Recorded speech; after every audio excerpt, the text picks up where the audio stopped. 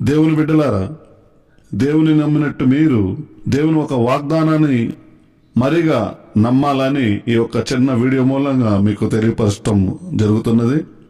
యెషయా గ్రంథము 49వ అధ్యాయము 15వ వచనముని చదువుకుంటే అక్కడ దేవుడు మనతోటి ఇలాగా వాగ్దానం చేస్తున్నాడు. స్త్రీ తన గర్భమును పుట్టిన బిడ్డను కరుణింపగా తన చంటి పిల్లను మరుచునా? వారైనా మరుతురు కాని నేను నిన్ను మరువను. లోకము తల్లి ప్రేమని ఎంతో గొప్పగా చెప్పుకుంటున్నది. నేను తల్లి ప్రేమని కాదు అంటము లేదు, కానీ ఈ ఒక దినము లోకములో తల్లి కంటే పెద్ద ప్రేమ ఏమిటిది లేదు అని చెప్పేవారికి హెచ్చరిక ఏమనగా చదివినట్టు దేవుని వాక్యం. ఒక తల్లి పాలు దాగే తన బిడ్డని మర్చిపోను గాని దేవుడు తనను నమ్మిన వారిని ఎప్పుడు విడబాయడు. దేవుని ప్రేమ తల్లి ప్రేమ కంటే ఎంతో గొప్పది.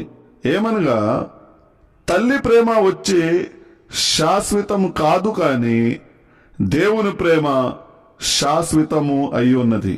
తల్లి ప్రేమ అనేది తన కడుపున పుట్టిన పిల్లల వరకే ఉంటున్నది, కానీ దేవుని యొక్క ప్రేమ ఆకాశం కింద భూమిపై ఉన్న మనుషుల పట్ల సమానంగా ఉంటున్నది.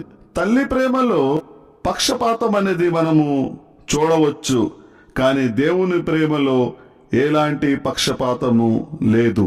ఈ ఒక దినము అనేకమైన తల్లులు అనేకమైన కారణాలు బట్టి వాళ్ళ సొంత బిడ్డలని మందిరపు ద్వారంలో చెత్త కుప్పలలో విడిచి వదిలిపోయినట్టుగా మనము చూస్తున్నాం. దేవుని ప్రేమ విషయమై మనము ఈ ఒక దినము అనేకమైన సాక్ష్యాలను ఈ రీతిగా వింటున్నాం. ఏమనగా, నా తల్లి నన్ను మర్చిపోయింది, కానీ నేను నమ్మిన నా దేవుడు నన్ను మర్చిపోలేదు. నా తండ్రి నన్ను మర్చిపోయాడు, కానీ నేను నమ్మిన నా దేవుడు నన్ను మర్చిపోలేదు.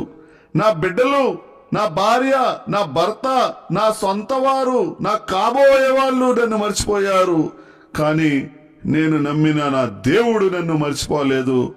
ఇలాంటి గుండె బద్దలు కొట్టే సాక్ష్యములు దేవుని ప్రేమ మనుషుల కంటే ఎంతో శ్రేష్టం అనేది తెలియపరుచుతున్నది.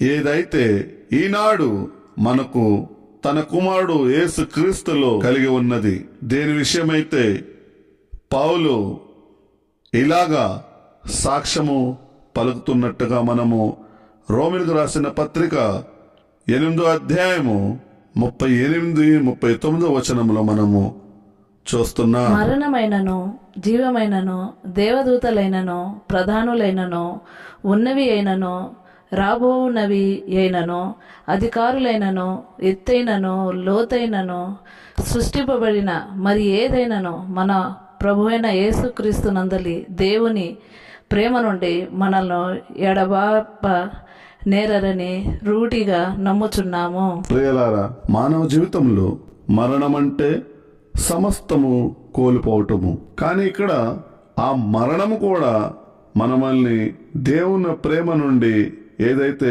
ప్రభువైన యేసు క్రీస్తులో ఉన్నదో వేరు చేయలేదు. సో ఇంత గొప్ప ప్రేమ మనకు ఈరోజు క్రీస్తులో ఒక బహుమానంగా మనకి దొరికి ఉన్నది.